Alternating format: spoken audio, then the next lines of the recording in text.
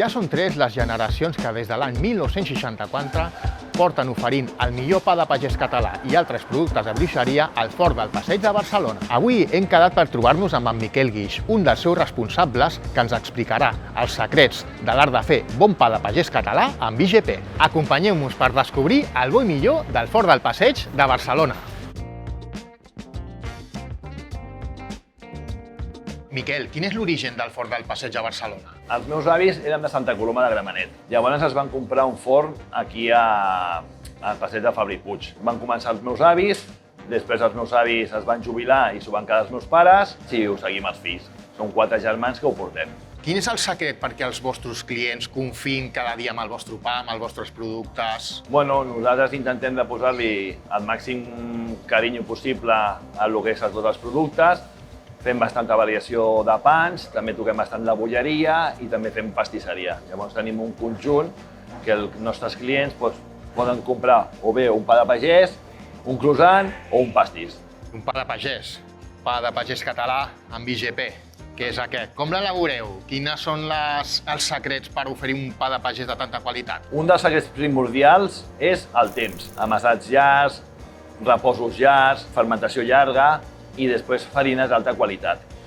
Farina molta de pedra, sègol, farina normal. Llavors fem una mescla de farines que ens aporta aquest sabor característic del nostre pa. També la nostra massa mare està feta amb farina molta de pedra i també li dona un punt de sabor diferent al que puguis trobar en una refleca.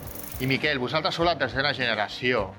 Tens algun consell per dir-los a les futures generacions de forners? Què els recomanaries? Sobretot que es formin, que estudiïn i que treballin.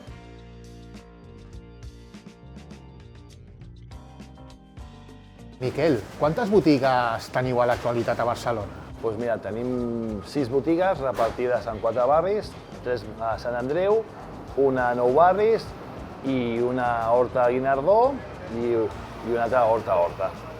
I el pa de pagès català és un dels pans que més veneu en aquestes botigues? Sí, exclusivament un dels que venem més. Bueno, venem més de barra comú, però com a pa elaborat, el pa de pagès és el que fa més en diferència. I Miquel, després de guanyar el concurs, en què ha canviat el vostre dia a dia? Bueno, a part de que ara s'està venent molt més pa de pagès català, el que també estem notant que ens truca gent de fora de Barcelona per dir si els podem enviar els pans a Granollers, a Terrassa, a Sabadell. I quins altres productes estrella podem trobar a les fleques del Forn del Passeig? Bueno, el que nosaltres tenim molta fama aquí, també és amb el croissant de xocolata.